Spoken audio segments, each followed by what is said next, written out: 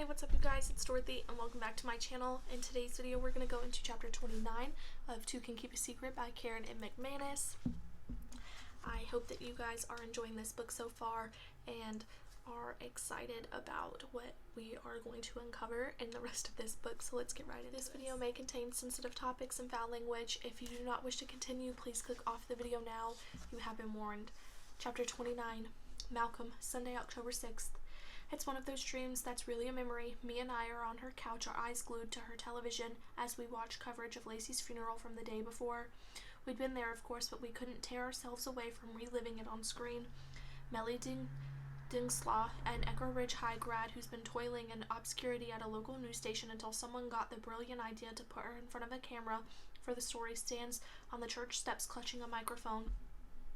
Yesterday, this shattered New England town came together at Lacey Kilduff's funeral, mourning the loss of such a promising young woman, but amidst the sorrow, questions continue to whirl around those who knew the teen victim the best. The camera cuts to a video of Declan leaving the church in a badly fitting suit, tight-lipped and scowling.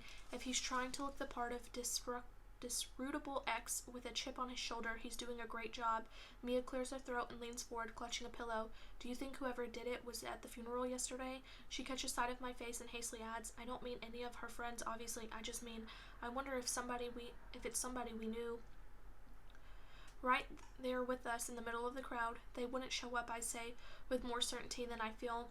You don't think? Mia chews her bottom lip, eyes flicking over the screen. They should give everybody there the killer test. The what? I heard about it at school, Mia says. It's a riddle about a girl.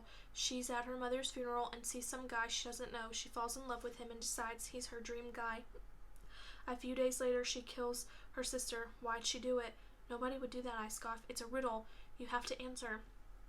They say murderers always give the same answer. Because I pause, trying to think of the most twisted answer possible. I feel comfortable about doing that with Mia in the way I wouldn't with anybody else right now. She's one of the only people in Echo Ridge who is not staring accusingly at Declan and at me, like I must be a bad seed by association because the sister was the man's girlfriend and she wanted him for herself. No, because she thought the man might go to her sister's funeral too. I snort. That doesn't even make sense. Do you have a better way to tell who's a cold-blooded killer? I scan the crowd on screen, looking for an obvious sign that somebody's not right, something twisted lurking among all the sad faces. They're the most messed up person in the room. Mia crawls deeper into the corner of the couch, pressing the pillow tight against her chest. That's the problem, though, isn't it? They are, but you can't tell. I startle awake so violently that I almost fall out of bed. My pulse is racing and my mouth is cottony dry. I haven't thought about that day in years. Mia and I sneak watching news coverage of Lacey's funeral while I hid at her house because mine was already bubbling over with angry tension. I don't know why I dream about it now, except Katrin would either have to be so desperate that she lost all sense of right or wrong, or could be a cold-blooded criminal. Even after catching Katrin doing nothing worse than looking for a quiet place to puke, I can't get Ellery's words out of my head. I run a hand through sweat-damped hair and flip over, trying to sink back into sleep. No good. My eyes keep popping open, so I roll over to check the time on my phone. Just past 3 a.m. So it's surprising to see a text from Ellery that's time-stamped 10 minutes ago. Sorry I didn't reply sooner. Stuff happened.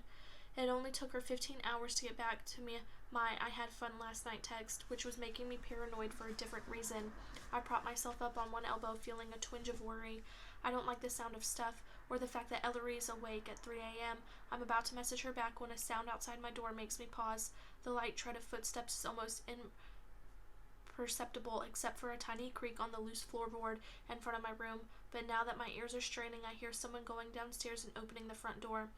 I push my sheets aside, climb out of bed, and cross to my window. The moon's just bright enough that I can make out a figure with a backpack walking quietly down our driveway, not Peter-sized, and the confident stride doesn't look anything like my mother's, which leaves Katrin. Katrin would either have to be so desperate that she lost all sense of right or wrong, or be a cold-blooded criminal. God, Ellery's words are like my brain's very own Fright Farm demon roller coaster, circling in an endless, horrifying loop, and now watching the figure below me disappear into the darkness. All I can think is that it's pretty reckless to wander around Echo Ridge at 3 a.m. with Brooke still missing, unless you know there's nothing to be afraid of, unless you're what people should be afraid of. I root around on my floor for sneakers, holding them in one hand. I grab my phone with the other and slip out my bedroom door into the dark and hallway. I make my way downstairs as silently as I can, although with Peter's loud snoring I probably don't need to bother. When I reach the foyer, I jam my feet into my sneakers and slowly open the front door. I don't see Katrin anywhere, and all I hear are crickets and rustling leaves. I look both ways when I reach the end of our driveway. There are no street lights on our stretch of road, and I can't see anything except the shadowy shapes of trees. School is toward the left and downtown is right. School, I think, where homecoming was last night. I turn left and stay at the edge of the road, walking close to the tall bushes that line our nearest neighbor's property. Our street feeds into a bigger one that's more well lit, and I turn onto it and I can make out Katrin a few blocks ahead of me. I lift my phone and text Ellery. I'm following Katrin. I don't expect a response, but she answers within seconds. What? Why are you up? Long story. Why are you following Katrin? Because she left the house at 3 a.m. and I want to know why. Solid reason. Where's she headed? I don't know. School maybe? It's a good 20-minute walk to Echo Ridge High from our house. Even with both Katrin and me moving at a quick pace, my phone vibrates in my hand a couple of times as I walk, but I keep my eyes on Katrin. In the hazy moonlight, there's something almost insubstantial about her, like she might disappear if I stop paying attention. I keep thinking about our parents' wedding reception last spring when my new stepsister wore a brittle smile and a short white dress like some kind of bride in training. While Peter and Mom circled the floor for their first dance, she grabbed a couple of champagne glasses from a passing waiter's tray and handed one to me. We're stuck with one another now, aren't we, Mal? She asked before downing half of hers in one gulp. She clinked her glass against mine. Might as well get used to it. Cheers. I liked her better than I thought I would that night and since, so I would really fucking hate for Ellery to be right about any of this. Katrin stops a few hundred feet short of Echo Ridge High at a stone wall that divides the school from the neighboring property. The streetlights in front of the school throw off a yellowish glow, enough for me to see her put the backpack down and crouch beside it. I kneel behind a bush, my heart beating uncomfortably fast. While I wait for Katrin to rise again, I look down at the last text I received from Ellery. What's she up to? About to find out. Hang on. I open my camera and flip it to video, hit zoom, and train it on Katrin as she pulls something square and white out of the backpack. She unfolds it like a map and steps toward the stone wall. I watch as she fastens one corner of what she's holding to the top of the wall with duct tape, then repeats the process until a sign with red lettering is prominently displayed. Now playing Murderland Part 2. I told you so.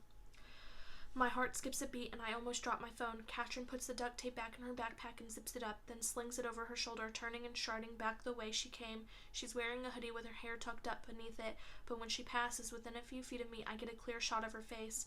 When I can't hear footsteps any longer, I move forward so I can record the sign up close. The bright red letters are splashed against the white background, but there's nothing else. No dolls, no pictures, none of the creepy gleefulness of her previous work. I text a video to Ellery and write, this is what she's up to. Then I wait, but not for long. Oh my god. My fingers feel numb as I type, you called it. We have to give this to the police, Ellery replies. The receipt, too. I shouldn't have hung on to it for so long. My stomach rolls. Jesus, what's my mother going to think? Will part of her be relieved that it takes the focus off Declan and me, or is it just the same shit show? Different channel. And Peter, my brain seizes, trying to imagine how he'll react to Katrin being mixed up in something like this, especially if I'm the one bringing it to light.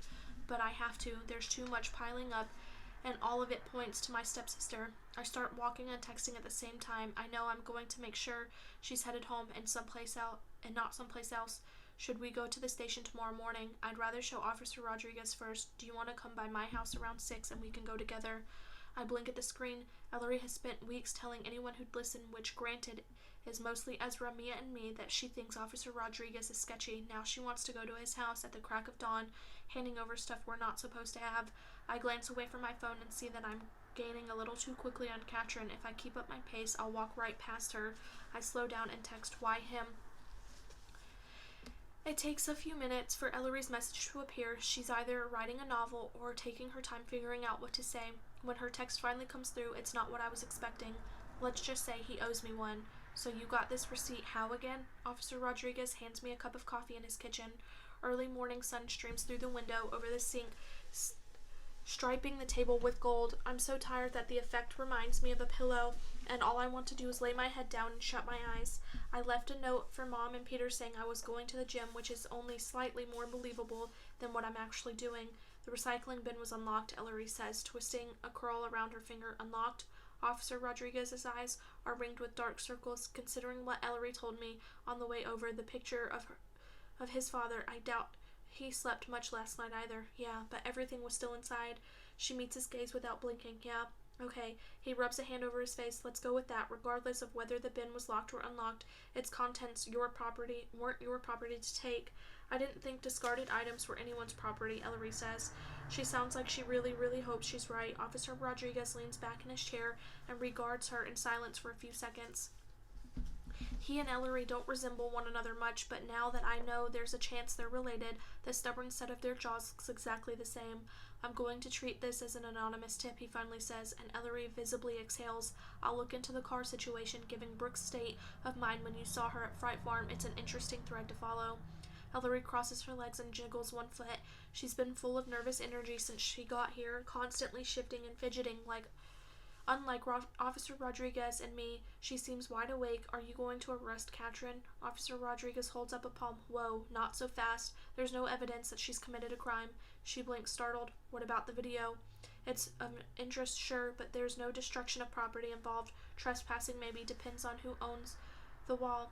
But what about all the other times, I ask? He shrugs. We don't know she was involved with those. All we know is what you saw this morning. I grip my mug. The coffee's already cold, but I drink it anyway, so everything we gave you is useless. Nothing is useless when someone goes missing, Officer Rodriguez says. All I'm saying is that it's premature to draw conclusions based on what you've shared. That's my job, okay? Not yours. He leans forward and raps his knuckles on the table for emphasis. Listen up, I appreciate you guys coming to me, I really do, but you need to stay out of this from now on, not only for your safety, but because if you are circling around someone who played a role in Brooke's disappearance, you don't want to tip them off, okay? We both nod, and he crosses his arms. I'm going to need a verbal confirmation. You're better at this than I thought, Ellery says under her breath. Officer Rodriguez frowns. What? She raises her voice. I said okay. He juts his chin toward me and I nod. Yeah, all right, and please keep this between us. Officer Rodriguez levels his gaze at Ellery. I know you're close with your brother, but I'd prefer you not to share what we've discussed outside this room. I doubt she's planning to honor that request, but she nods. Okay. Officer Rodriguez glances at the clock on the microwave. It's almost 6:30. Does your grandmother know you're here? No, Ellery says. She doesn't know anything. Officer Rodriguez's eyes flick toward me, the emphasis, and I keep my face carefully blank. It's a little surprising, maybe, that nobody in Echo Ridge made the connection between his father and the twins before now. But Mr. Rodriguez was one of those private family guys that nobody saw much of. Even when you did, he didn't resemble the photo Ellery showed me on her phone. He'd been wearing thick glasses as long as I could remember, and had gotten a lot heavier and balder. Ezra better enjoy his hair while he can. You should get home then. She'll worry if she wakes up and you're not there. You too, Malcolm. Okay, Ellery says, but she doesn't move. She jiggles her foot again and adds, I was wondering something about you and Lacey. Officer Rodriguez cocks his head. What about me and Lacey? I asked you once if you were friends, and you wouldn't answer me. I wouldn't? His mouth twists in a wide smile, probably because it's none of your business. Did you? She pauses. Did you ever want to, ask her out or anything? He huffs out a small laugh. Sure, me and most of the guys in our class. Lacey was beautiful, but she wasn't just that. She cared about people even if you were nobody at school. She made you feel like you mattered. His expression darkens. It still tears me up what happened to her. I think that's half the reason I became a cop. Ellery's eyes search his, and whatever she sees there relaxes the tense set of her shoulders. Are you still looking into her murder? Officer Rodriguez shoots her an amused glance at his phone, buzzes. Give it a rest, Ellery, and go home. He glances at the screen, and all the color drains from his face. He pushes his chair back with a loud scrape and gets to his feet. What, Ellery and I ask at the same time. He reaches for the set of keys on the counter. Go home, he says again, but this time it's not like it's a joke, and stay there. That is the end of this chapter. I will see you guys in the next video. Bye!